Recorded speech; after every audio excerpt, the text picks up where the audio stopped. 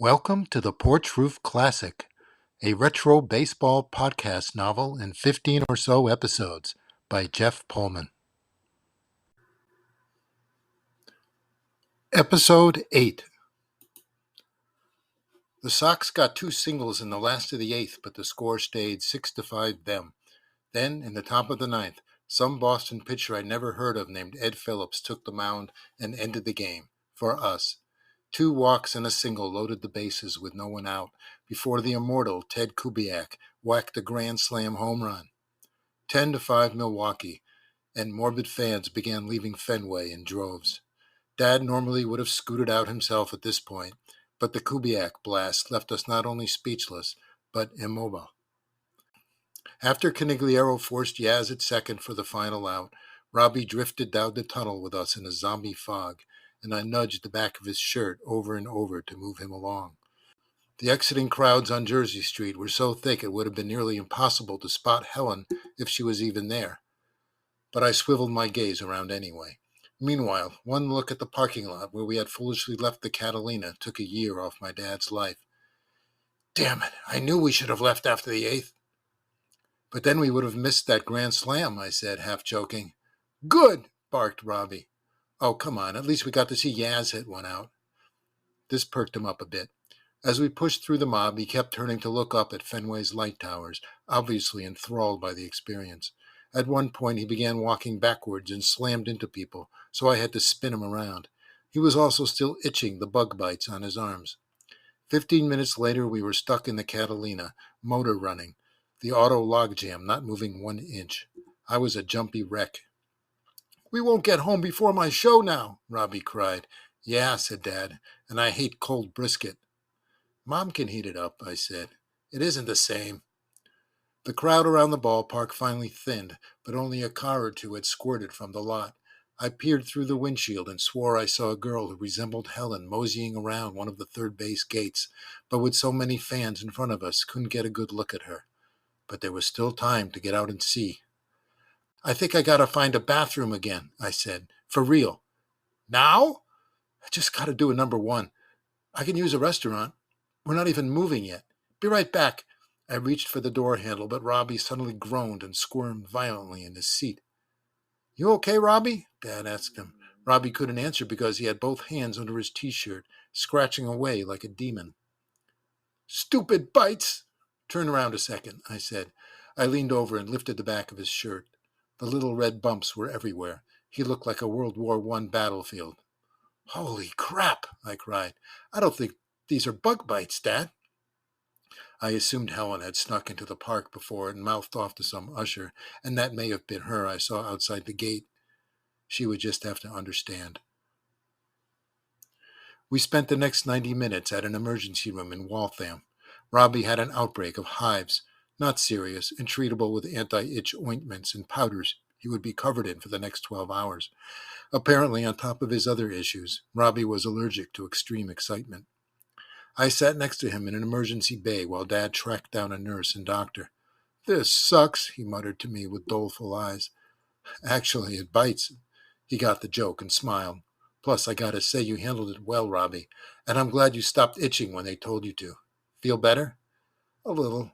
Hey, Joey? Yeah? You think I like baseball too much? No. How could anyone like baseball too much? I mean, isn't it why this happened to me? I patted his arm. It was just a weird thing. You get super high-strung sometimes, and your body doesn't figure on it ever being this thrilled. I guess. So I need to be careful about getting beat up and getting thrilled? Right. Let's just hope it doesn't happen when you're on a date with a girl. This made him grin, and he squeezed my wrist back. Thanks for helping me with my itches, he said. Mom had Robbie in bed with a fresh towel tucked in his pajamas in no time. To her, no ailment seemed unworthy of a towel tucked into a pajama top. I was back to work at the deli on Monday. Irv was in a good mood and promoted me from garbage supervisor to countertop wiping supervisor. I could tell Tomas and Jesus were envious by the way they banged the dirty dish tub around when they carried it behind my back. Jimmy Schmidt and his Marshmeadow police partner sat at the counter for coffee and pastries that day, and Jimmy just couldn't help himself. After smirking at me, he turned to Irv. This Tosh boy, is he really old enough to work here, Irv? You old enough to give a kid a break when he needs one? Snapped Irv before he winked. Enjoy those bear claws, boys. On the house. Then on Thursday afternoon, Birdie Perkins appeared in our backyard. It was only 5 minutes till game time on a humid hell late afternoon, and the Scotty, Robbie, Izzy versus me and Gene sides had already been picked. Birdie was so quiet we didn't even notice when he came around the side of the house, this time in a Miami Dolphins t-shirt over a pair of aqua Bermuda shorts.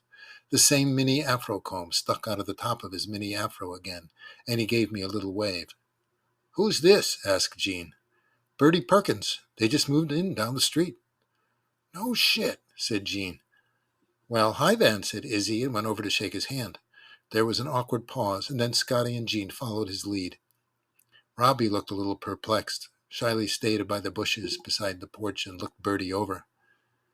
Mind if I play? Birdie asked in a high, somewhat silky voice. Sure, man, I said. You can be with me and Gene.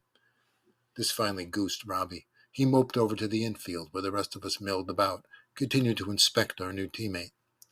We let Birdie lead off the game for us. It seemed the polite thing to do, and also did it because we figured he was fast because he was little, even though we had no clue if he could even hit the ball. He didn't hit it, or even make it appear that he did. When Izzy's first curve floated over the pie pan, Birdie literally dropped his bat at the ball. The thing took a few weird bounces toward third base and then died in the crabgrass. By the time Izzy got his hand on the thing, Birdie was already standing on second. No one could believe it. Did we just see that? I asked Gene. See what? Birdie replied, and I wasn't even sure he was kidding. Izzy and Scotty threw up their hands, wondering if the hit was even legal, but also looked dumbstruck. Robbie in short left field stared at Birdie catching his breath at second base with fresh envy. I smacked a single to left that Scotty juggled for a second and a half, and too late. Birdie skipped over home plate, his sockless kids leaving a dust cloud in his wake. No way, yelled Scotty. Dangnation, said Izzy. Gotta pest him, cried Birdie. Gotta what? Birdie dusted himself off and cracked his little knuckles with a sly grin. If you ain't big, you gotta pest him to best him. While we mulled that over, Gene clicked one real good onto the porch roof, and by the time we finally took the field, we had a 6-0 lead and Birdie had squib singled and scored 3 times. Guess it must be true then, said Gene as he prepared to pitch. What's true? That they're faster than we are. Who, short people? No, man, you know what I mean. Unfortunately, I did. Come on, Gene, it's 1970 now. That racism junk is way over. The final score was us 35 and them 22, despite 8 Scotty home runs. Me and Gene shared the pitching back and forth while Birdie scampered between the infield and outfield, doing the right thing with every ball that came his way. He grinned when we patted his back, but never said a word. His presence seemed to light Robbie's sneakers on fire because he was suddenly more into scratchy hits and scooting between bases than hitting homers. You should have seen this Birdie kid, Dad, my brother blabbed between meatloaf bites at dinner. He was like that first Negro player, Jackie Robinson, except wilder and faster. Faster than Jackie Robinson, huh? That's a laugh. I'm not kidding. Joey said the same thing. Well, I might have said Lou Brock. Okay, Jackie Brock then, said Dad. Now eat your dinner. Whose house did his parents buy again? Mom asked from the stove. She was always the last to sit down. The Jaffees, I said. Birdie's dad's name is Bill Perkins, and he seemed real nice. Really, said Dad, mixing up his peas and mashed potatoes. You know where he works? Nope, that's for you to find out, Dad. He laughed to himself, and then the doorbell rang. It happened the moment Mom sat in front of her plate, of course, but this time I gave her a break and hurried to the door. When I reached the knob, I paused, having another Officer Schmidt flashback, then slowly swung it open. Helen Fishblatt stood on our front steps. I was shocked to see her, and even more shocked by her out-of-camp outfit, floppy sun hat and yellow halter over a cranberry miniskirt and tall leather boots. She yanked off a pair of amber-tinted sunglasses and threw her arms around me. Comrade! Holy crap, hi. Who is it, Joey? Asked Mom from the kitchen. A friend. I gave Helen an extra hug back. How'd you find the address? Remember that phone book? Anyway, Aunt Phyllis got busy talking and flirting with a painter, so I thought I'd hitch down for a visit. You hitched? course. Why pay for a bus when you can ride for free? Joey, your food's getting cold. So, was that you getting tossed out of Fenway the other day? She made a fart sound with her lips. Bunch of wannabe stormtroopers. All I did was hop over a turnstile. Where were you guys sitting? A little far away. Sorry I didn't find you later. It was real crowded and Robbie got hives. Yuck. No biggie. I did something else anyway. She dropped her voice a little. Ended up almost getting arrested for real with some friends. Joey! I motioned for Helen to follow me to the kitchen. Are you sure? Sure, I'm sure. As we entered the dining room, Mom, Dad, and Robbie lowered their forks in unison and gazed at her. Everyone, this is Helen. Hi, uttered my mom, her eyes going straight down to Helen's boots. Hello there, said Dad, and you know Joey from... The camp, said Helen. I'm the girl you guys warned him about. She let out a low, horsey laugh that was more jarring than the actual sentence. I see, said Mom. Her mind did a quick somersault. What did you say your last name was? I didn't.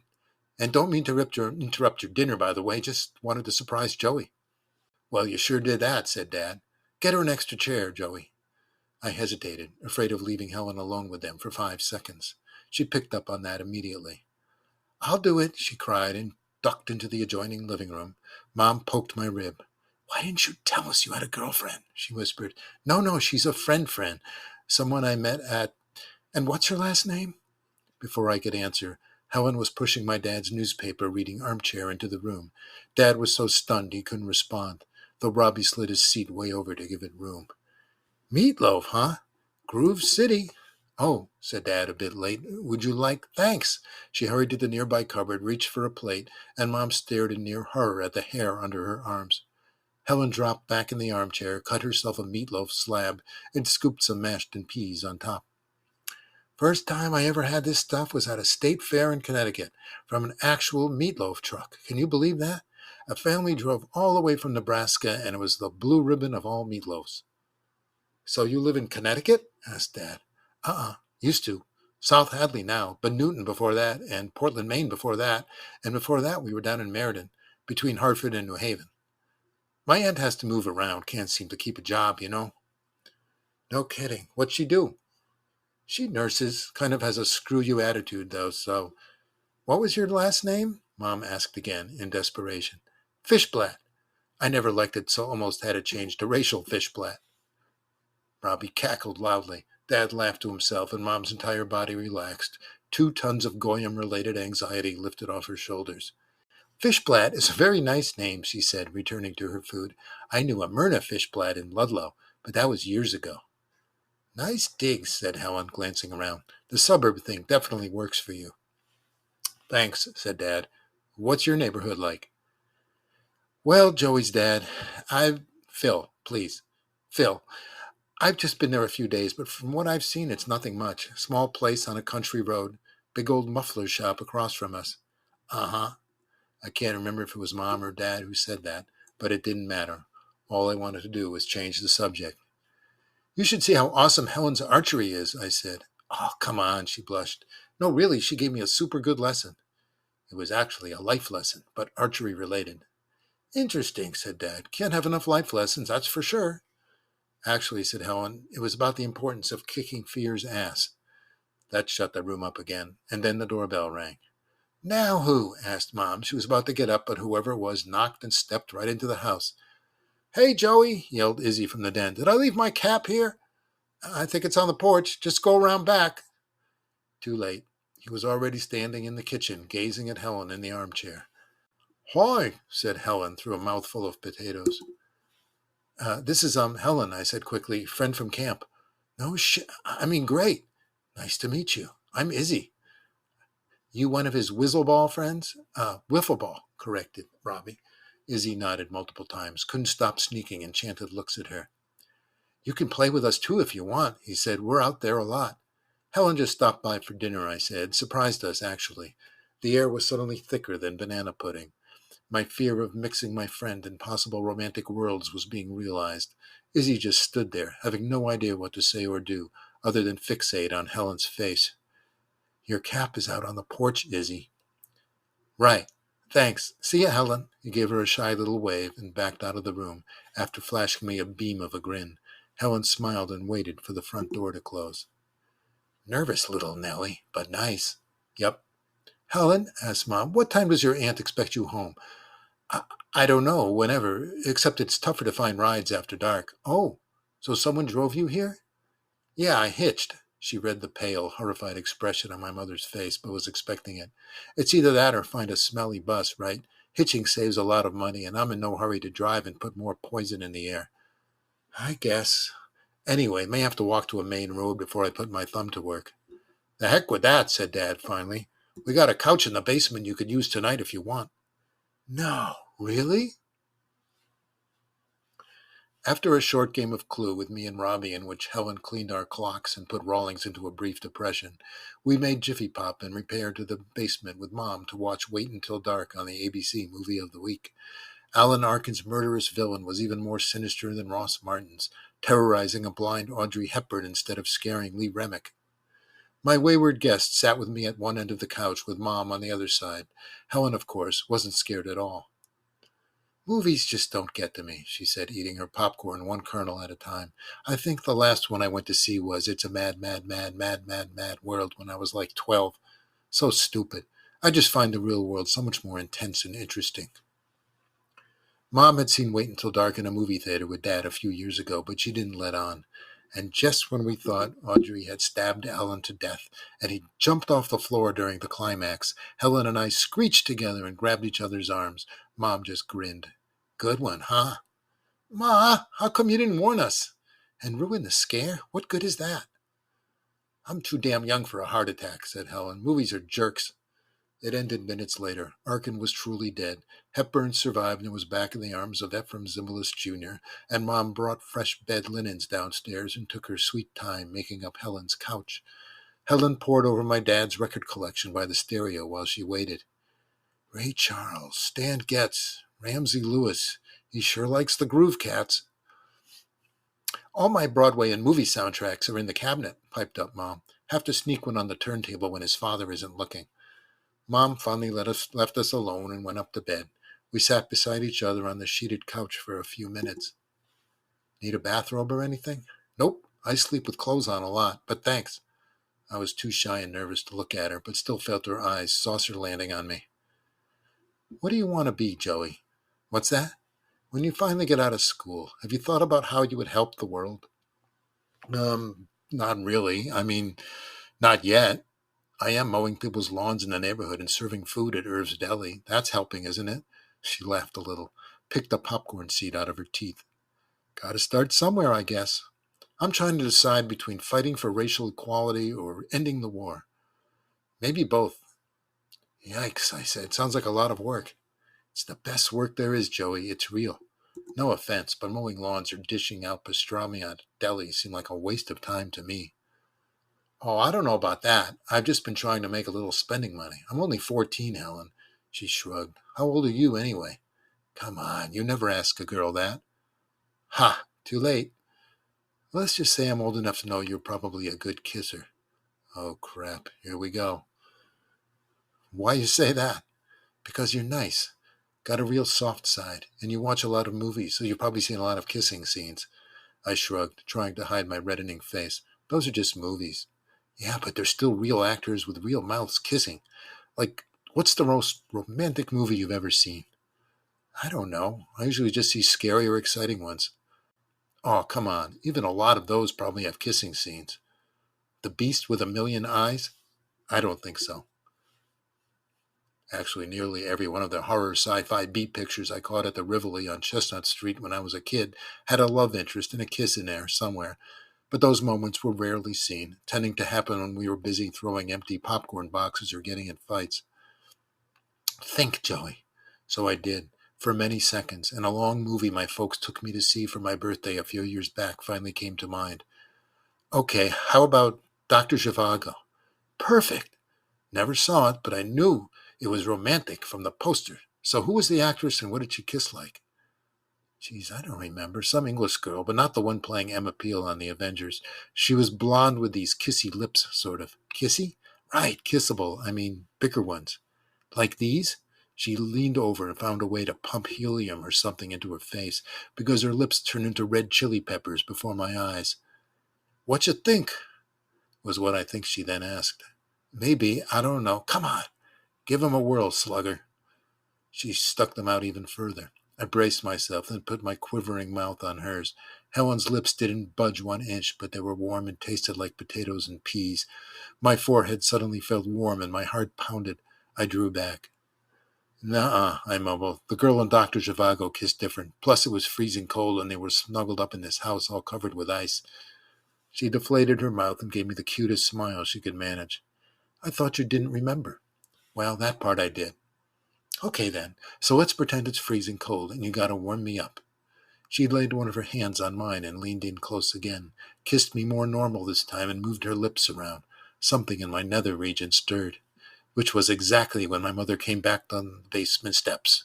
"Forgot your towels!" Helen and I shot away from each other like we were sprayed with a cootie gun. "Joey, don't you work tomorrow?" Yeah. And I suppose your friend needs to get up early, too, to find herself one of those rides." Mom was right, of course. It was just her timing that was lousy. 15 minutes later, I lay in bed reading my paperback copy of War of the Worlds by H.G. Wells. It was my favorite sci-fi book by far, and the pages were on their third or fourth thumbing. Wells wrote the thing back in 1899, but it was so non-stodgy for its time, and the Martian invasion scenes were so vividly described that it was like reading a movie. I was never happy with the version Hollywood made in the 1950s with Gene Barry, because I always thought keeping the story in the Victorian time like the book would have made the movie far more of a mind zapper. Anyway, there I was with the narrator fleeing from a Martian tripod on a flaming heath when I suddenly realized Helen Fishblatt was sleeping on a couch directly under my bedroom. My mouth still throbbed even after brushing my teeth. I had an urge to sneak downstairs and visit her in the middle of the night for a serious kiss. It was all too tantalizing and terrifying, though, and I was soon asleep. Helen found her ride out of Marsh Meadow the next morning, maybe an hour after I left on my bike for Irv's Deli. I learned this fact from Robbie later, but with no added details about what Mom and Helen talked about at the breakfast table. I didn't want to imagine. Irv's was super busy at lunchtime for no real reason, and order taking at the counter was added to my duties. 2 people took stools every time 2 others left. Irv had to start a waiting list for tables, something he vowed never to do. "Man, they let any dweeb work here." The voice was sickeningly familiar. I peered up from my counter rag and saw Danny Blight and Mick Shaw seated in front of me, sneers already on their faces. "Hey," I said with a forced smile, "you guys want menus?" "Sure," said Danny, who wouldn't take his viper eyes off me. I quickly grabbed them a couple menus, thinking the faster I could get their orders in, the faster they'd leave. "If you're wondering about the specials, they're on the board over there. Today the soup is chicken and rice." "Give us Cokes for starters," said Danny. "Then I got a question." "What question?" "Get the Cokes, tush," sneered Mick. I loaded 2 glasses with ice, hurried to the spigot, and poured their Cokes. At that moment, I would have been happier getting a tooth drilled without Novocaine by Dr. Pickers, our sadistic family dentist. "Okay, what?" I asked, setting the sodas down. Danny merely grinned and stirred his with the straw, as if it were a Tom Collins. "Maybe it's more of a favor than a question," Danny said. "One you owe me." "For what?" "You know for what," said Mick. "I heard our neighborhood association mailed you a letter the other day concerning a few very loud explosive devices you should know about."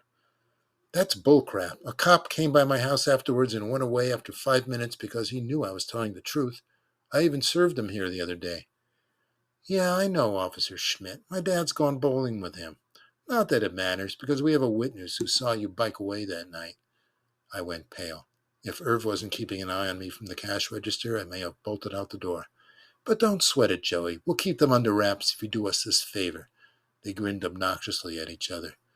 "Listen, it's kind of busy here. Are you guys going to tell me or order something? Let us play in your fairy ball league."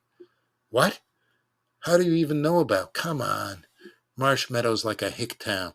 Scotty Vezzo's sister is friends with Jamie Steger, who has the hots for me like everyone knows and would go steady if I just said the word. Anyway, she heard through the girl vine that your backyard fairy ball field is most bodacious, almost as rinky-dink as Fenway Park, but a lot of fun." The soapy rag tightened in my hand. I was wishing it was his neck. Are you nuts? Why should we do you any favor? Your uncle destroyed our wiffle grounds. Yeah, sorry about that. Knucklehead's always looking for a new client. But look how it turned out. Now you're playing on a cooler field, and it's closer to your house. Mick chuckled at his mentor's dumb joke. Damn, he said. Sounds like even I could hit one out there. Yeah, and we hear there's also this wicked good little Negro kid who's been playing. Him we gotta see. It isn't really a league, Danny, just pickup games. Anyway, I thought you had no use for wiffle ball. Danny gazed up at the ceiling for a moment. It's a long summer, Tosh. Little League was over in May. The parents are always on my butt about keeping busy, so I figured, why not try and get into some crazy backyard games, right? Joey, shouted Irv from the register, you doing orders or a talk show? Sorry, listen, Danny. No burgers on this dumb menu, said Mick. All they got is Jew food. Danny slammed an elbow into his side. Anyway, listen. My dad's friend at work gets free Sox tickets pretty often. If you let us play, I bet I could toss a few your way. My feelings spun in a blender. Another guy took a stool next to them, and I slid over to hand him a menu. Think about it, said Danny, but let me know quick. Like before high school starts, added Mick. Hell, I'll even teach you my one-handed homer swing. In the meantime, give me a pastrami sandwich on wheat bread, said Mick with a final sneer. The next afternoon at Friendly's, Izzy and Jean and me needed large fribbles, double cheeseburgers, and extra orders of fries to get through our Danny worries. Forget it, said Jean. It's your house, it's our league, and if we want to keep out evil shitheads, we got a right. I thought we weren't calling it a league, said Izzy. Yeah, but it sure as hell is one now. Izzy scratched his head a moment. Isn't there a famous Chinese saying about giving your enemies a close-up? No, I said, I think it's to try and be friendlier with your close enemies, or something like that.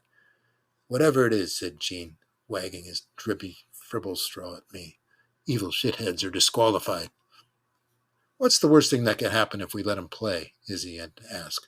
For starters, said Jean, he can cheat or trip one of us, and I'd have to make him swallow my bat, knob first. Ooh, I'd love to see that, said Izzy. I spun a fry in my ketchup puddle. Maybe we have to think about the possible good things instead. Like the bat coming out his butt? No, like him being less of an enemy when we start high school in a month and a half. Is that even possible?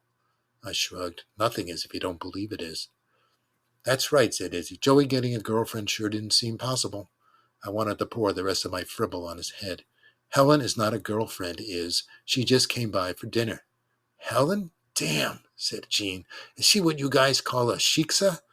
Shiksa, dummy. And no, her last name was Fishblatt. Jean heard the name, began laughing, and couldn't stop. Yeah, said Izzy. She looks like Catherine Ross, except with boobs. Wow! Jean recovered, sat back up in his chair, and swatted my arm. You coos hound! I told you she is not my girlfriend. Okay, even better. So what's her phone number? Shut up. You've been listening to The Porch Roof Classic by Jeff Pullman.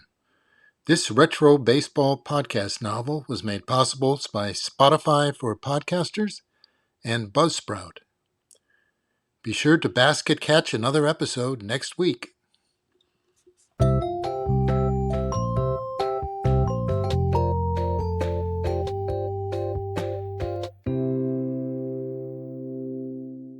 If you enjoyed this podcast and would like to contribute, go to buymeacoffee.com/jpullman54v. Thanks.